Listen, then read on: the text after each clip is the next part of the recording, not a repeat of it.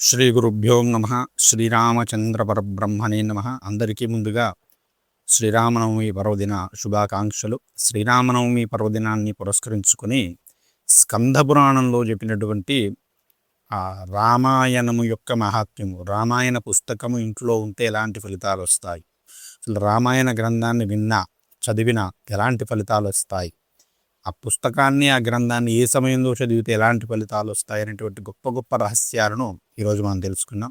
ఇవన్నీ కూడా నారదుల వారు సనక సనందన సనత్కుమార సనత్సుజాతులు అనేటువంటి గొప్ప బ్రహ్మవేత్తలకు చెప్పినటువంటి రహస్యాలు. కాబట్టి శ్రద్ధగా వినండి. అందరూ కూడా రామాయణ పుస్తకాన్ని చక్కగా కొనుక్కొని ఇంట్లో పెట్టుకోండి. 1000 రూపాయలు అవుతుంది.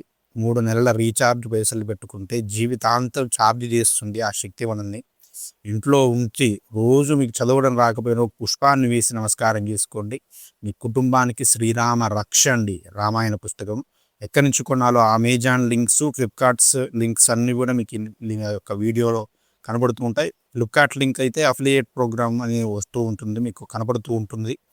అమెజాన్ లింక్స్ అన్ని కూడా డిస్క్రిప్షన్లో పెడతాను. దేవుళ్ళు బుక్స్ అనేటువంటి దాంట్లో కూడా మీకు దొరుకుతుంది, లేదా పుస్తకాల షాపులు, ఆధ్యాత్మిక పుస్తకాల షాపులు అన్నింటిలో కూడా దొరుకుతుంది. కాబట్టి తెచ్చుకొని ఇంట్లో పెట్టుకొని నమస్కారం చేసుకోండి. ఇప్పుడు ఆ ఫలితాలను మనం చదువుకునేటువంటి ప్రయత్నం చేద్దాం.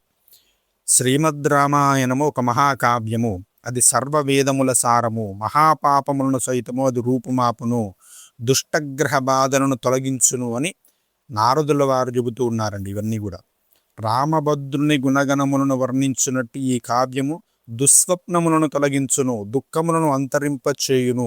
ఇది ఐహికములైనటువంటి భోగభాగ్యములనే కాకుండా మోక్ష ఫలమును కూడా ఇచ్చును. ఇక్కడ ఏది కావాలో అది ఇస్తుంది, మోక్షాన్ని కూడా ఇస్తుంది అని చెబుతూ ఉన్నాడు. సకల శుభములను సిద్ధింపచేయును. ఇది ప్రశంసావహమైనది. ఓ మునులారా, ఇది ధర్మ అర్ధ కామ మోక్షములు అనేటువంటి 4 మహాఫలములను ప్రసాదించేటువంటి పెన్నిది. కలియుగంలో సాటి లేనటువంటి కావ్యం ఇది. పుణ్యఫలములను ఉసగుతుంది. హత్య మొదలైనటువంటి మహాపాతకములు చేసిన వారు గాని, అట్టి మహాపాపాత్ములతో సాంగత్యము చేసిన వారు గాని ఋషిప్రోక్తమైనటువంటి ఈ కావ్యంను విన్నంత మాత్రము చేత పవిత్రులవుతారు. రామాయణ విషయమున భక్తి శ్రద్ధ గలవారు సమస్తములైన శాస్త్రార్థములందు కూడా ఆరితేరతారు. రామాయణకు వారి వలన లోకమునకు మేలు కలుగుతుంది. ఎవరికి రామాయణం ఆసక్తి కలుగుతుందో వారి వల్ల లోకానికి మేలు కలుగుతుందట. ఆ విధంగా వారు కృతార్థులవుతారు. శ్రీమద్ రామాయణము ధర్మార్థ కామ మోక్ష ప్రాప్తికి సాధనము. ఇందులోని ప్రతి వృత్తాంతము పవిత్రమైనదే. మానవులంతా కూడా భక్తి నిరతులై వినవలసినటువంటి వృత్తాంతములు ఇవి. పూర్వజన్మలో చేసుకున్న పాప ఫలముల నుండి విముక్తులైన వారు మాత్రమే ఈ జన్మలో రామాయణమునందు ఆసక్తి కలిగి ఉంటారు. ఇది తథ్యము. పాప బంధములలో చిక్కుకున్న వాడు రామాయణ వృత్తాంతము ప్రారంభము కాగానే దాని ఎడల నిరాధారణ చూపుతాడు. ఎవరికైతే పాప ఫలములు ఎక్కువగా ఉన్నాయో వాడు రామాయణాన్ని వినడానికి, రామకథ వినడానికి ఇష్టపడట. ఇలాంటి వీడియోలు ప్రారంభం కాగానే స్కిప్ చేసి వెళ్ళిపోతాడట. ఎవరికైతే రామానుగ్రహం ఉందో వాడి పాపాలన్నీ కూడా భస్మమైపోయి ధ్వంసమయ్యేటువంటి స్థితిలో ఉన్నాయో, పాపాలు తక్కువగా ఉన్నాయో వాడికి మాత్రమే రామానుగ్రహం కలిగి ఇలాంటి కథలు, ఇలాంటి వీడియోలన్నీ కూడా చక్కగా స్కిప్ చేయకుండా చూస్తాడట. నేను చెప్పట్లేదండి, సనత్కుమారుల వారికి నారదుల వారు చెబుతున్నారు. కాబట్టి రామాయణము అనే పేరు గల సర్వశ్రేష్టమైన కావ్యాన్ని అందరూ వినండి, చదవండి, ఇంట్లో పెట్టుకుని నమస్కారం చేసుకోండి. తద్వారా జనన మరణ భయముల నుంచి కూడా దూరం అవుతారు. వార్ధక్య భీతి ఉండదు. పాపరహితమైనటువంటి ముక్తిని కలిగిస్తుంది అని చెబుతూ ఉన్నాడు. అసలు ఆ రామభద్రుని వృత్తాంతమే ప్రముఖమైనది.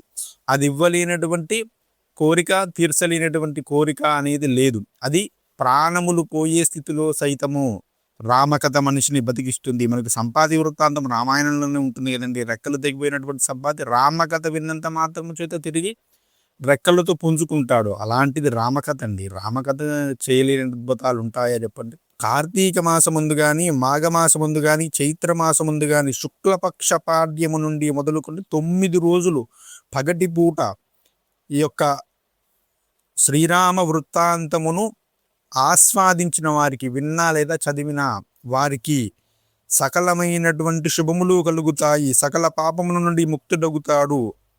అతడు మాత్రమే కాదు, అతనితో పాటు పూర్వులైన 10 తరములు, రాబో 10 తరములు, 20 తరములు తరిస్తాయటండి. చైత్రమాసం 9 రోజులు, వసంత నవరాత్రులు అంటారు కదా, ఆ 9 రోజులు, ఆశ్వేజ మాసం 9 రోజులు, అంటే మనం శరన్నవరాత్రులు అంటారు కదా, ఆ 9 రోజులు, కార్తీక మాసంలో 9 రోజులు, మాఘమాసం 9 రోజులు, మాఘమాసంలో శ్రావణ నవరాత్రులు అంటాం, ఆ 9 రోజులు. కానీ ఈ సమయాల్లో ఎవరైతే రామాయణాన్ని విన్నా చదివినా వారు ఒక్కరు తరించడం కాదు, 20 తరాలను తరింపజేస్తారంటే ఎంత గొప్ప శక్తి ఉందో చూడండి. రామాయణానికి 20 తరాలు తరింపజేయాలంటే కన్యాదానం చేయాలంటే కన్యాదానాలు చేసే ఫలితాన్ని మనకు రామాయణం ఇస్తుందండి. ఎంత శక్తి ఉన్నది రామాయణానికి.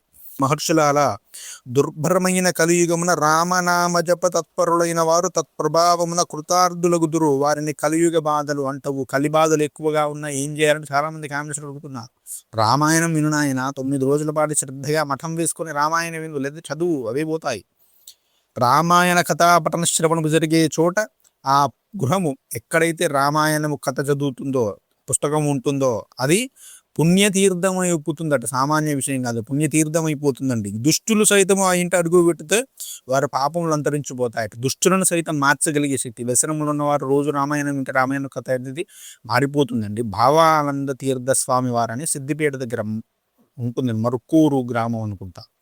అక్కడ పాండురంగాశ్రమాన్ని స్థాపించుకొని 1933 సంవత్సరంలో వారికి శ్రీకృష్ణ భగవానుడి దర్శనం ఇచ్చి రామ్ అనేటువంటి ఏకాక్షర మంత్రాన్ని గ్రామాలలో విరివిగా ప్రచారం చేయవయ్యా, ఘోరకలి రాబోతుంది, దుష్టమైనటువంటి సమస్యలు రాబోతున్నాయి ప్రజలకని చెబితే ఆయన ఒక ఉద్యమంలాగా దాన్ని ప్రచారం చేశారండి. ఆ యొక్క కృష్ణుడి యొక్క సూచన మేరకు ఆ కలి రానే వచ్చింది. ఎవరి రూపంలో? కాశీం రిజ్వీ రూపంలో, రజాకారుల రూపంలో. అయితే వీరి ఆశ్రమంలోకి 25 మంది దుండగులు, ఆ రజాకారుల సమయంలో 25 మంది దుండగులు ఆయుధాలను పట్టుకొని ఇచ్చినారు. అదే సమయంలో కొన్ని వందల మంది ఈ రామ్ అనేటువంటి నామకీర్తన చేస్తూ ఉన్నారు. ఇటువైపు ఈ మహనీయుడి యొక్క తపశ్శక్తి, ఈ రెండూ కలిసి ఆ 25 మంది దుండగుల యొక్క మనసు మారిపోయింది. అందరినీ సంహరిద్దామని వచ్చిన వారు ఆ తుపాకులను అక్కడ బయట ఉన్న చెట్టు కానిచ్చి, స్వామి ఇక్కడ ఆహారం దొరుకుతుందా అని వారికి నమస్కారం చేసి అక్కడ ఉన్న ఆహారాన్ని స్వీకరించి శాంతిగా వెళ్ళిపోయారట. అది రామనామం యొక్క మహిమ. ఇది కేవలం 1933, 1934 ఈ సంవత్సరంలో జరిగినటువంటి కథ అండి. సో ఇప్పుడు 1000 సంవత్సరాల కింద జరిగింది కాదు. కాబట్టి రామనామం ఎప్పుడైనా కూడా మారుస్తుంది. రామనామ శక్తి అటువంటిది. కాబట్టి రామాయణాన్ని, రామనామాన్ని పట్టుకున్న వాడికి జీవితంలో ఇక ఏ దిగులు ఉండదు. 2 సార్లు ఈ యొక్క కథాశ్రవణం చేసినట్లయితే పుండరీక యాగము చేసిన ఫలితం వస్తుంది. 3 సార్లు చేస్తే అశ్వమేధ యజ్ఞము చేసిన ఫలితము, 5 మార్లు చేసినట్లయితే అగ్నిష్టోమ యాగమును 8 సార్లు చేస్తే వచ్చేటువంటి ఫలితము, అదేవిధంగా 6 సార్లు చేసినట్లయితే 2 సార్లు అత్యగ్నిష్టోమ యాగము చేస్తే వచ్చేటువంటి ఫలితము, 7 సార్లు కథాశ్రవణం చేసినట్లయితే అగ్నిష్టోమం 8 సార్లు చేసినటువంటి ఫలితం వస్తుంది.